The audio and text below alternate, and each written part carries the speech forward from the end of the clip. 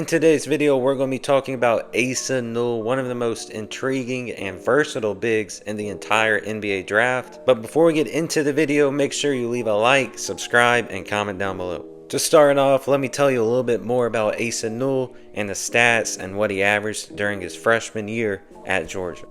He averaged 15 points per game, 7 rebounds, 1 assist on 54% from the field, 29% from 3, 2.7 3-point attempts per game, 75% from the line, 61% true shooting percentage, also averaged 1 steal and 1 block per game.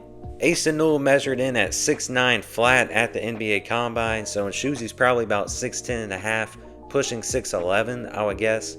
Also he weighed in at 224 and had a 6'11 wingspan. Now for the strengths and weaknesses in Asa Newell's game. We're going to start out with the strengths, and first up is his defensive versatility. Asa Newell's ability to play multiple ball screen coverages and being able to switch on to smaller defenders and stay in front is very, very intriguing. Also, the ability to protect the rim.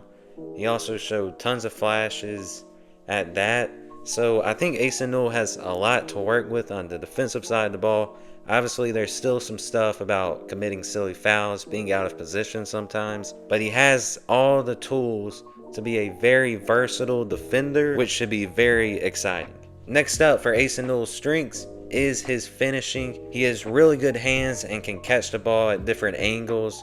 Also has a very good touch around the rim.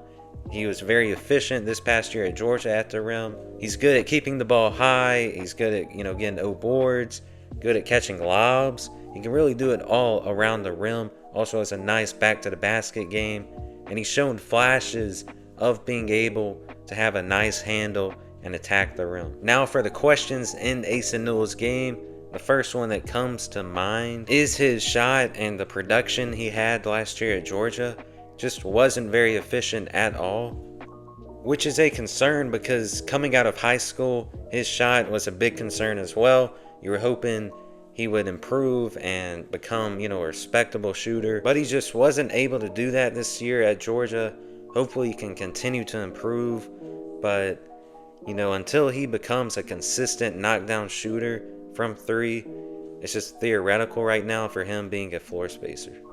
Next up for the question marks in Asa Newell's game, one of the main concerns for me is his ability to make good decisions consistently out of the short roll. I think he has the skills to be able to improve that, and I think he will in order to maximize his offensive versatility. But as of right now, it's definitely a question mark in his game. Now for the player comps for Asa Newell, I'm going to start out with the ceiling, and as of right now for me personally, I think there's kind of shades of, not really, there's just not one guy you would compare and say, that's Asa Newell. So defensively, I think his defensive ceiling can be similar to Nick Claxton, both long and athletic, are very versatile, can protect the rim and switch on the guards if needed. While offensively, I think his ceiling could be similar to John Collins, if, that's obviously assuming the shot improves, but I think that equates to a high-level starter in the NBA. For the floor comp, I have a mix of Marvin Bagley and Brandon Clark. I have Marvin Bagley offensively. I think that's the floor for Asa Newell. Obviously, that's assuming if he doesn't improve his shot. And defensively, I have Brandon Clark as the floor, which is pretty high, which is a good thing in my opinion because you don't want to take a risky player. You know what you're getting with Asa Newell, and you know what he needs to improve to become a high-level player in the NBA. But if he doesn't, he could still be a rotational player for any NBA team. But that's all I have for today's video. Thank you for watching. Please leave a like and subscribe and comment down below. And now, on to the highlights. Possession game each time. Hey, Newell to the rim. St. John's, they play good D. Newell for 3. Oh, boy. Oh. Run through steal, Asa Newell, dunk number 30. Clock's at 4. Stripped, and there's the steal. Newell rising up and throws it down. Clock is at 3. Here's Newell. He'll launch from deep, and he hits it to beat the buzzer. Newell had that big 3 to end the half, and this one on the floor with 4 fouls. 3 ball. Newell, nothing. Georgia up one. Have another shot thrown back. Here's Georgia is not able to be a factor, and Georgia is able to pinpoint offensive plays like that. That's no good. There's Newell.